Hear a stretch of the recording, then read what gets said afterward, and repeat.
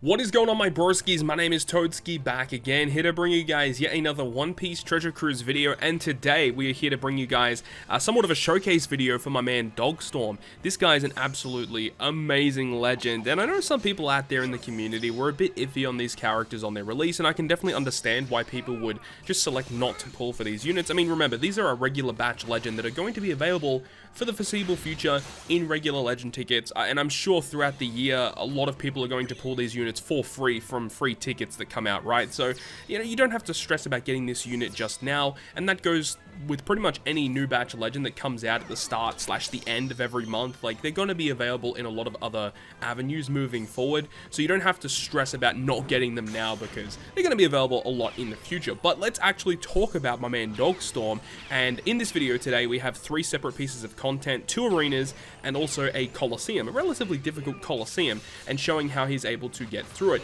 Now, one thing to note is that there's hardly any stall going on here because of the fact and the nature of this unit, right? Let's actually just jump into the unit's captain ability. So first of all, -2 cooldown to all characters at the start of the quest, and also gives himself max special charge time at the start of the quest. Already, that's a fantastic way to start things off, but then also gives himself -5 cooldown as soon as he reaches stage 3. It's a pretty bizarre effect because it means that they're like promoting the fact that you can use his special on stage 1 or stage 2, and you'll get, you know, -5 cooldown as soon as you reach stage 3.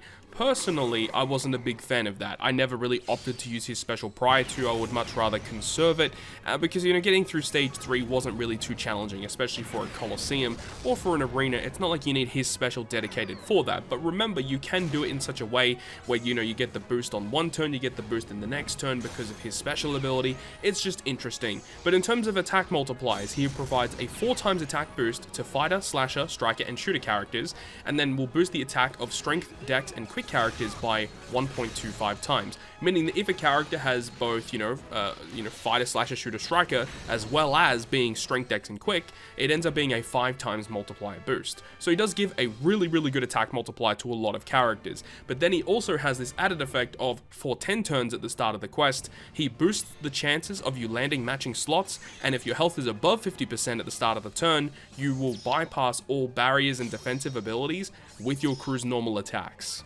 So looking at it, he's basically like a new version of Carrot, where, you know, normal attacks, you just bypass the enemy's defensive effects, whether it be damage immunity, damage threshold, % damage reduction, barriers. Just bypassing all of it is incredibly useful, and it just means you just have, you know, less utility characters that you have to bring for your team. Of course, it doesn't get through base defense or increased defense from the enemy, so you will still have to find ways around that, but it's still great because, you know, you just need less characters on your team to get around the enemy gimmicks.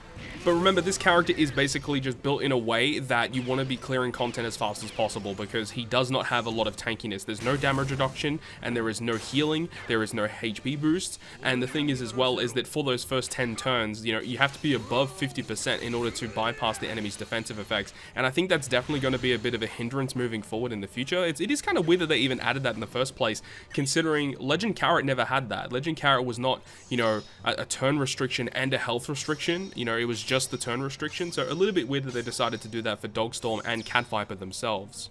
But then there's also the added effect of their super class special with Dogstorm, whereas Cat Viper will have the super type special, so he gives the 1.2 stat boost to fighter characters when you activate his super special, and what it will do is that it will do 100 times his attack and typeless damage to all enemies that ignores all damage negating effects, and it also gives your fighter, slasher, striker, and shooter characters a -1 cooldown to those characters. Pretty useful effect, definitely is going to be useful on pieces of content where, like, you reach the final stage and they special reverse you, where you can have like double Dogstorm or, you know, Cat and Dog as your captains, utilize their super class or super tight specials to get that cooldown cooldown, so you don't have to worry about special reverse units. But even if you do use them as a crewmate as well, that will be pretty useful too.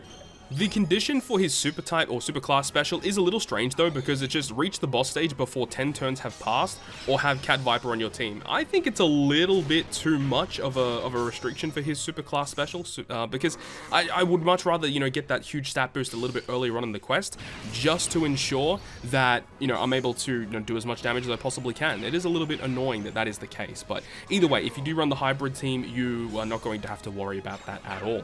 But then looking at his special ability, being able to give -2 cooldown to all characters, and also boosting the attack of fighter, slasher, striker, and shooter characters by 2.5 times for 1 turn, and if during that turn you hit 2 perfects, you amplify the orbs of strength, dex, and quick characters by 2.5 times for 1 turn.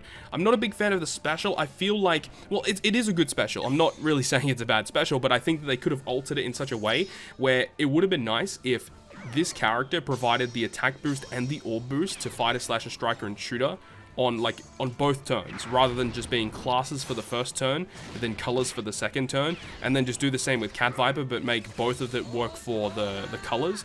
Because the fact that this character has a special that is both class and color related really does restrict his usability in some certain teams. So I think that would have been one minor thing that I would have changed, but realistically it's still a good special if you use him in the right way. -2 cooldown whilst also resisting 5 turns of special reverse is crazy good.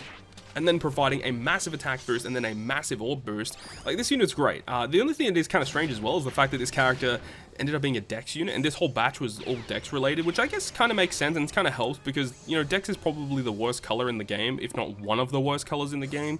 So they needed a new batch to kind of liven things up, and I guess this definitely helps out. You see in this team here, we're using Frankie as the friend captain to get around damage limiter.